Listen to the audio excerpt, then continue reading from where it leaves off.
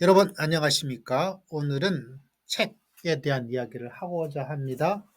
요사이 읽고 있는 책 중에 하나가 미국의 반지성주의에 대한 이야기를 하고 있습니다. 1964년 풀리처상을 받은 1964년이면 제가 태어날 해인데 이 책에 나왔네요. 리처드 호프 스테너란 분이 지은 책이고 번역자는 유강은이라는 번역을 아주 잘하시는 분입니다. 자, 이 책에 한마디 말을 하자면 미국 정치의 타락은 지성의 타락에서 왔다. 미국 정치가 지금 참, 야, 이게 미국인가 할 정도죠. 여러분 어떻게 생각하십니까? 의회가 난입되고 뭐 이런 수많은 일들이 막 일어나고 있면서 미국 민주주의가 이게 뭔가 걱정스럽기도 하고 내가 알던 미국이 왜 저럴까라는 뭐 잘 아는 미국도 아니었지만 그 이야기의 핵심은 이런 정치의 타락이 미국 지성의 타락에서부터 시작을 했다라고 주장하고 있는 것이 리차드 호프 스테너의 주장입니다. 그런데 제가 관심을 가지게 되는 것은 이 미국의 반지성주의 뿌리를 이야기하면서 미국의 복음주의를 이야기를 하고 있더라고요. 미국의 복음주의 신앙이 미국의 반지성주의와 연결되어 있다. 그래서 미국이 지성의 타락, 정치의 타락으로 연결되고 그 뿌리가 미국 복음주의다. 미국의 복음주의 때문에 지성이 타락했고 지성의 타락 때문에 미국 정치가 이렇게 엉망이 되었다라는 연결고리가 이루어지겠죠. 그러다 보니까 아니 왜 그럴까라는 궁금증이 생기지 않을 수가 없었어요. 그래서 이 책이 뭐라고 이야기를 하고 있냐면 이 복음주의 신앙이 미국 반지성주의의 중요한 뿌리이다 주장을 하고 있습니다. 그 복음주의는 어떤 특징을 가지고 있느냐? 미국의 복음주의는 감성적 직관을 강조하고 있어요. 그리고 합리적인 전문성을 굉장히 경계하고 있다라고. 그래서 이 반지성주의의 뿌리가 바로 복음주의 신앙이다. 감성에 의존하고 지성과 합리성을 멀리하고 경계하는 이런 문화적 배경을 만든 것이 바로 복음주의 신앙이다. 이 복음적인 신앙이 결국 미국 사람들의 반지성주의적 태도를 만들었고 이런 반지성주의가 정치의 타락을 가져왔다라고 주장을 하고 있습니다. 여러분 어떻게 생각합니까? 그러다 보니까 이거 너무 혼자만 주장하는 게 아닌가라고 생각합니다. 호프 스테너 당신만 주장하고 있는 게 아닌가. 그런데 반드시 또 그렇지 않더라고요.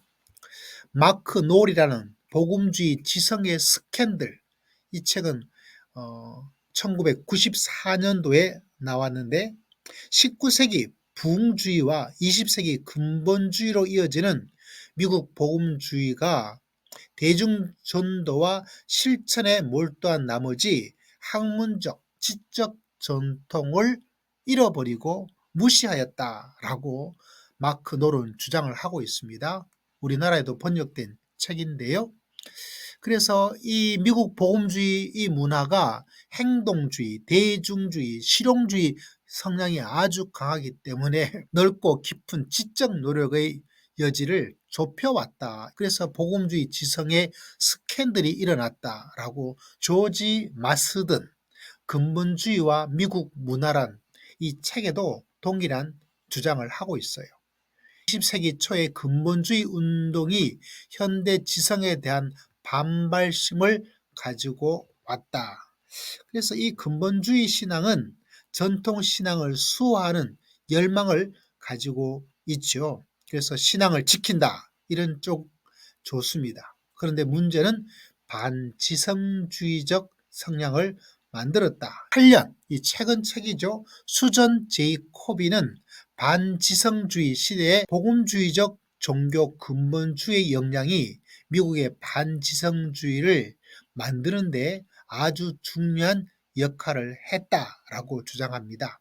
현대 미국 문화에서 종교적 근본주의가 반지성주의와 반합리적 정서를 대중화하였고 음모론적 사고를 만드는 그런 흐름을 만들도록 이렇게 복음주의적 근본주의가 이런 역할을 했다라고 말합니다. 저자의 말처럼 이런 반지성주의 지성의 타락이 정치의 타락을 만들었다라고 한다면 물론 한국의 복음주의가 미국만큼 정치에 영향을 아주 많이 끼치는 건 아니지만 현 시대 바라보면 탄핵에서 바라보면 막 교회가 막 등장했죠. 예, 강화문 뭐 이런 것 여러분 잘 아실 것입니다. 왜 이렇게 돼서 정치가 타락할까? 복음주의 지성의 타락이 결국 정치의 타락까지 만들고 있는 것이 아닌가 전혀 무관하지는 않겠다 이런 생각을 하게 됩니다. 그래서 여러분 하나님께서 만든 것 가운데 우리가 기도라든가 말씀에 대한 영성이 있죠. 근데 하나님께서 우리의 머리도 만드셨어요.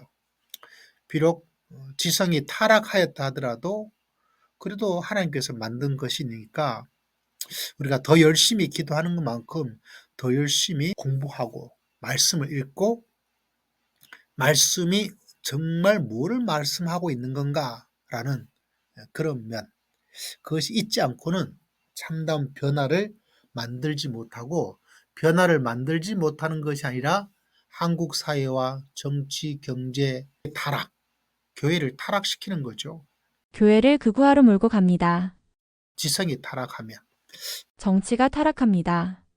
그래서 기독 정치인이 국회에서 빛보다 어두움에 서 있습니다.